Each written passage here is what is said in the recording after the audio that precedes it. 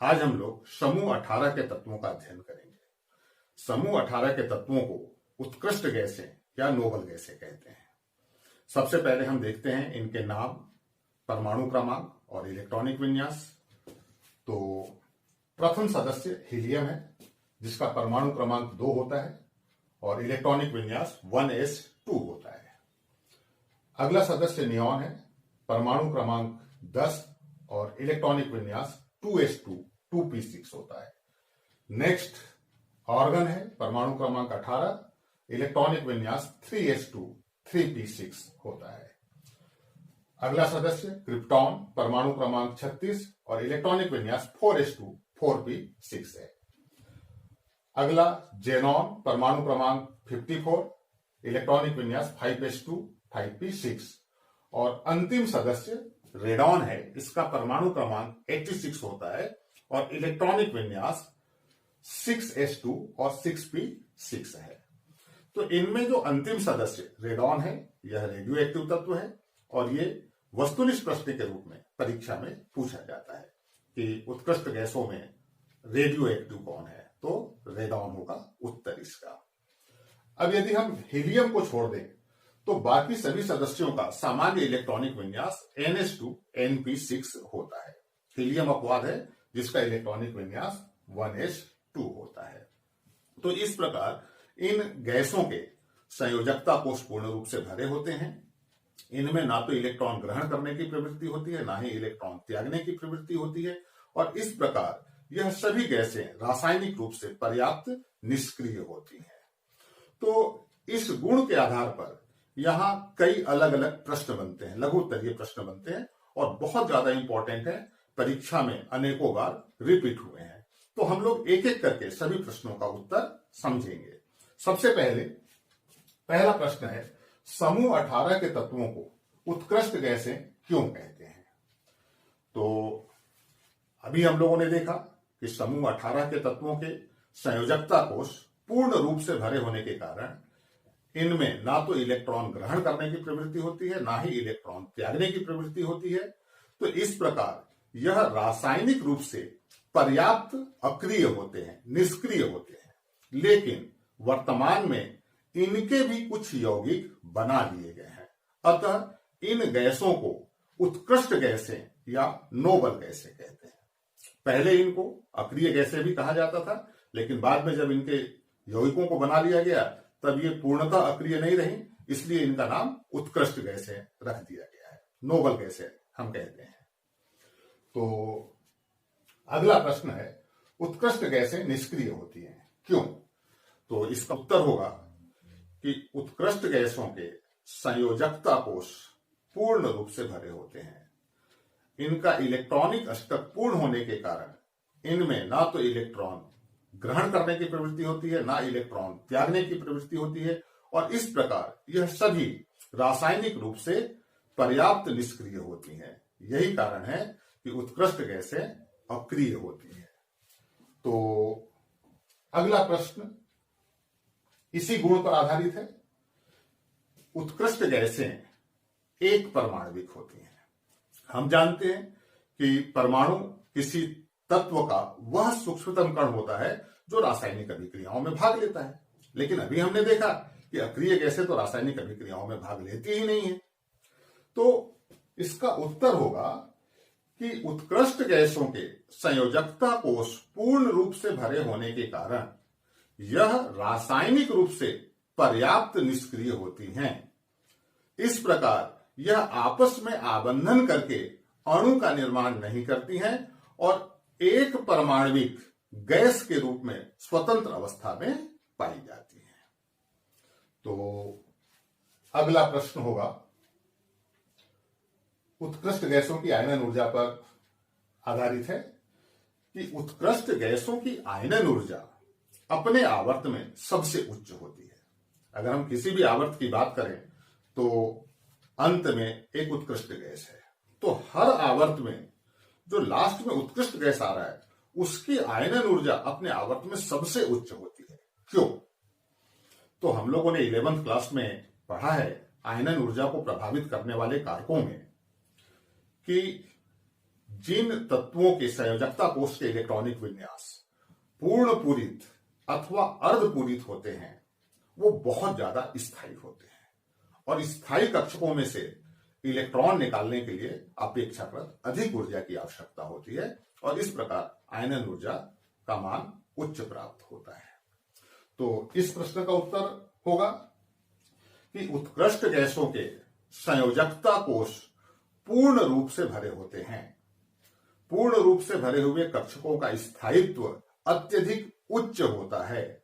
यही कारण है कि उत्कृष्ट गैसों की आयनन ऊर्जा अपने आवर्त में सबसे उच्च होती है। अगला प्रश्न इलेक्ट्रॉन बंधुता पर है। उत्कृष्ट गैसों की इलेक्ट्रॉन बंधुता शून्य होती है। हम लोगों ने इसके पहले देखा है, किसी उदासीन विलगित गैसीय परमाणु में एक इलेक्ट्रॉन जोड़ने पर ऊर्जा उत्सर्जित होती है और इस ऊर्जा को हम कहते हैं इलेक्ट्रॉन बंधुता।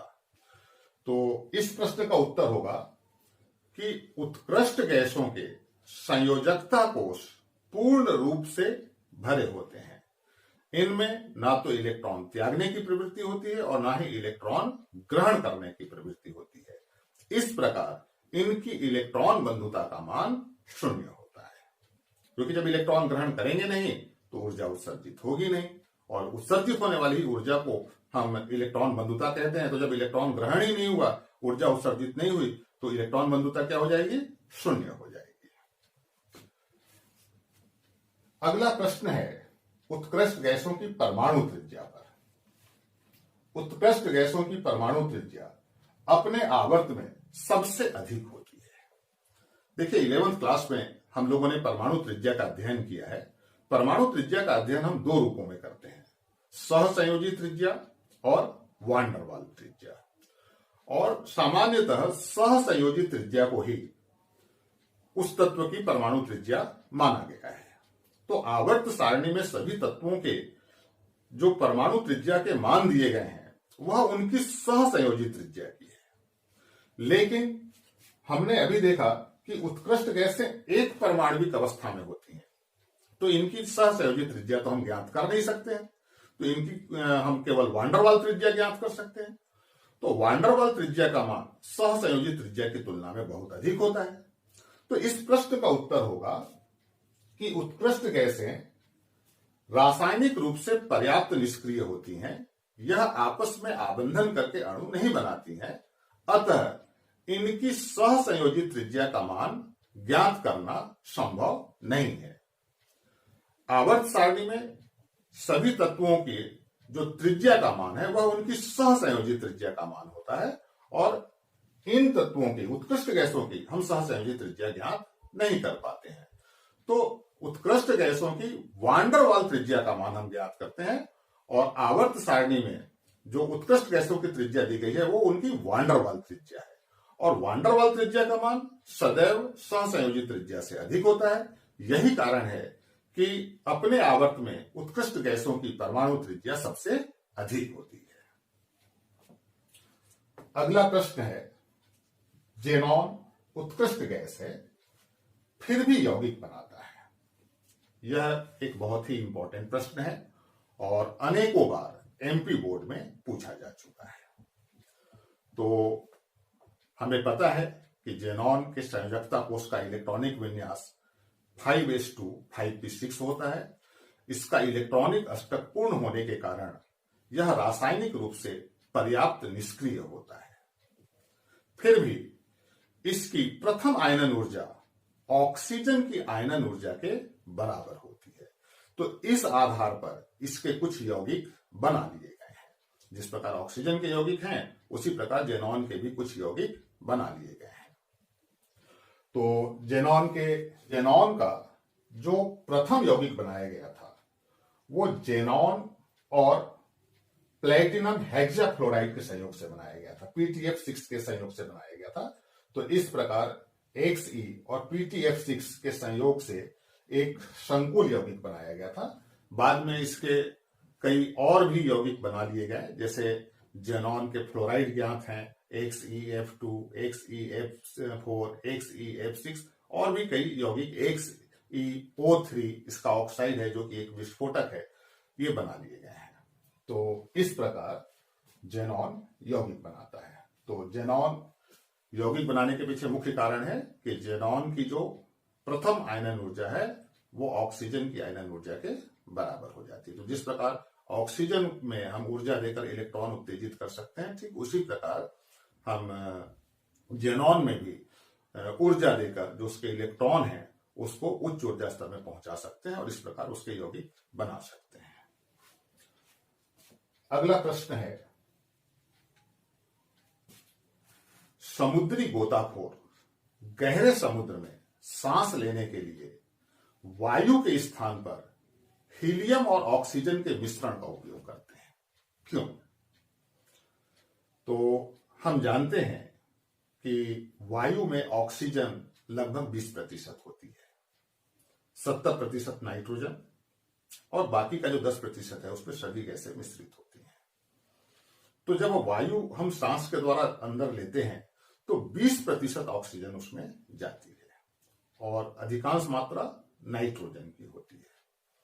तो सामान्य दाब पर नाइट्रोजन रक्त में अघुलनशील है, घुलती नहीं है और ऑक्सीजन घुल जाती है और ऑक्सीजन फिर फेफड़ों के द्वारा अवशोषित कर ली जाती है और शरीर के विभिन्न हिस्सों तक पहुंच जाती है और नाइट्रोजन जब हम सांस छोड़ते हैं तो बाहर आ जाती है। तो नाइट्रोजन सामान्य दाब पर रक्त में अविलेय होती है, लेकिन उच्च दाब पर नाइट्रोजन रक्त में घुलनशील है। तो जब गोताखोर गहरे समुद्र में गोता लगाएगा तो जैसे जैसे नीचे जाएगा वहां दाब बढ़ते जाता है और उच्च दाब पर नाइट्रोजन रक्त में घुलने लगेगी। तो देखिए, नाइट्रोजन कोई विषैली गैस नहीं है, रक्त में घुल जाए कोई दिक्कत नहीं है। लेकिन याद कीजिए, हम लोगों ने हेनरी का नियम पढ़ा है, किसी द्रव में घुली हुई गैस की मात्रा दाब पर निर्भर करती है। दाब बढ़ाने पर गैस की विलेयता बढ़ती है और दाब कम करने पर गैस की विलेयता घटती है। तो अब उच्च दाब पर नाइट्रोजन गैस रक्त में घुल गई, लेकिन जब गोताखोर बाहर आएगा तो दाब फिर से कम हो जाएगा और घुली हुई नाइट्रोजन बाहर निकलने लगेगी। तो जब घुली हुई नाइट्रोजन बाहर निकलने लगेगी तो शरीर के हर रोम से वो बाहर निकलेगी, क्योंकि हर जगह नाइट्रोजन है और जब नाइट्रोजन बाहर निकलेगी तो साथ में रक्त का स्त्राव होने लगेगा। जैसे सोडा वाटर जब बोतल से बाहर निकलता है CO2 गैस तो द्रव भी झाग के रूप में बाहर आने लगता है। तो ठीक उसी प्रकार सोडा वाटर के समान जो ब्लड है हमारा वह भी नाइट्रोजन के साथ बाहर आने लगेगा और पूरे शरीर में रक्त का स्त्राव होने लगेगा और अत्यधिक पीड़ा होगी। तो इस पीड़ा से बचने के लिए गोताखोर हीलियम और ऑक्सीजन के मिश्रण का उपयोग करते हैं।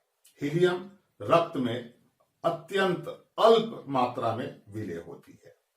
तो जो मिश्रण बनाया जाता है उसके अंदर 20% ऑक्सीजन और बाकी की मात्रा हीलियम की ले लेते हैं और इसका मिश्रण हम ये जो समुद्री गोताखोर होते हैं वो सांस लेने के लिए उपयोग में लाते हैं। तो इस प्रकार ये कुछ प्रश्न कारण बताओ वाले जो बहुत ज्यादा महत्वपूर्ण है। अब आगे जो हम प्रश्न देखेंगे वह जेनॉन के फ्लोराइडों की संरचना पर है। जेनॉन के जो मुख्य फ्लोराइड हैं वो हैं जेनॉन डाइफ्लोराइड, जेनॉन टेट्राफ्लोराइड और जेनॉन हेक्साफ्लोराइड और इनकी संरचना परीक्षा में पूछी जाती है। तो अगला प्रश्न संरचना पर है। प्रश्न है, जेनॉन डाइफ्लोराइड की संरचना स्पष्ट कीजिए। तो जेनॉन के संयोजकता कोष का इलेक्ट्रॉनिक विन्यास है 5s2 5p6।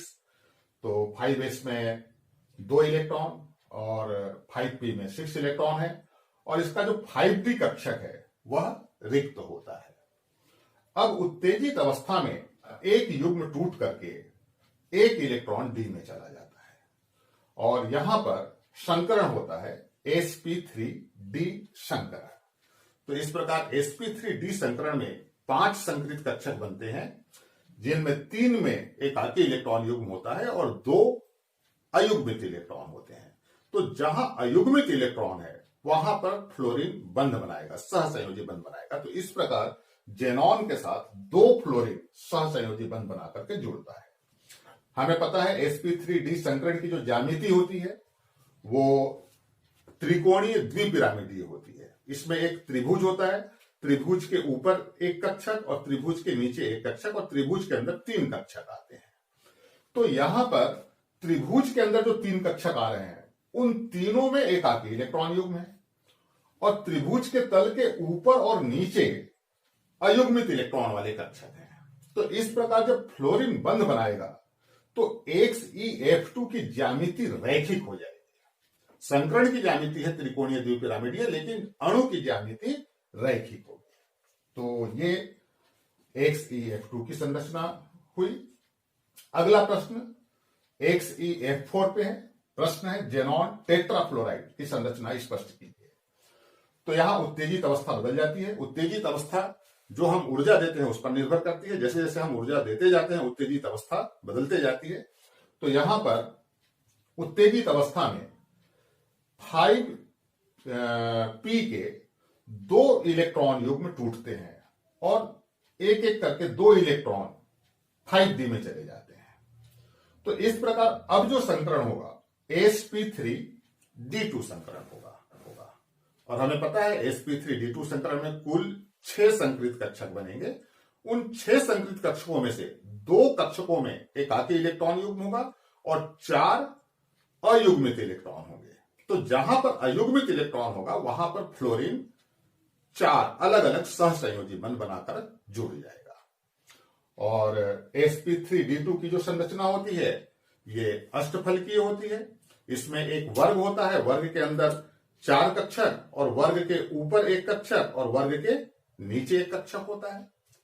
तो यहां जो वर्ग के ऊपर और नीचे वाले कक्षक हैं ये एकाकी इलेक्ट्रॉन युग्म वाले कक्षक होते हैं और वर्ग के अंदर जो 4 कक्षक हैं वो अयुग्मित इलेक्ट्रॉन वाले हैं। तो इस प्रकार वर्ग के तल में 4 फ्लोरीन परमाणु 4 सहसंयोजी बंध बनाकर जुड़ जाएंगे और इस प्रकार जो XeF4 की संरचना है यह वर्ग समतलीय हो जाती है।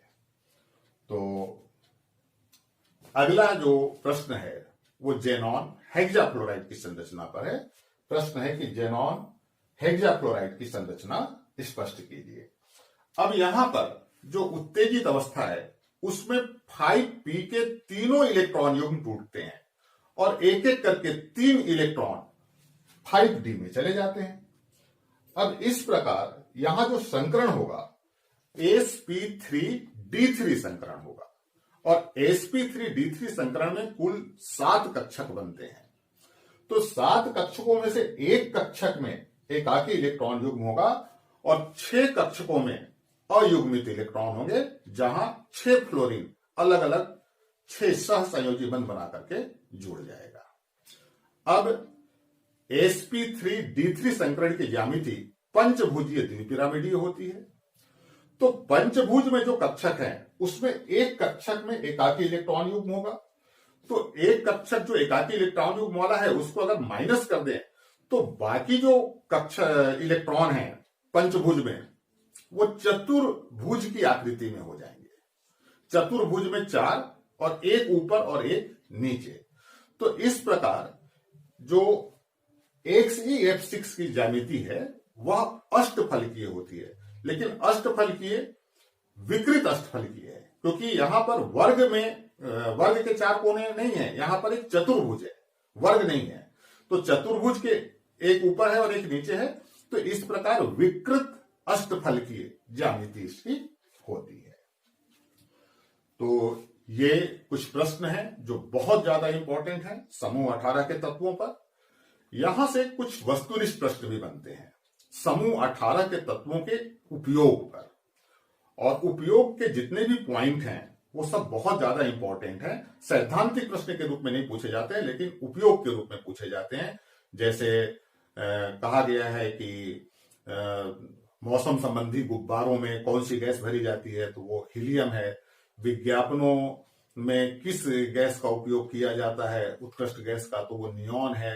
कैंसर के उपचार में किस गैस का उत्कृष्ट गैस का उपयोग होता है, तो वो रेडॉन है। तो इस प्रकार जो उपयोग हैं इन पे अधिकांश वस्तुनिष्ठ प्रश्न बनते हैं। तो अंत में हम लोग उत्कृष्ट गैसों के उपयोग देखेंगे और उपयोग वस्तुनिष्ठ प्रश्न के लिए बहुत ज्यादा इंपॉर्टेंट है।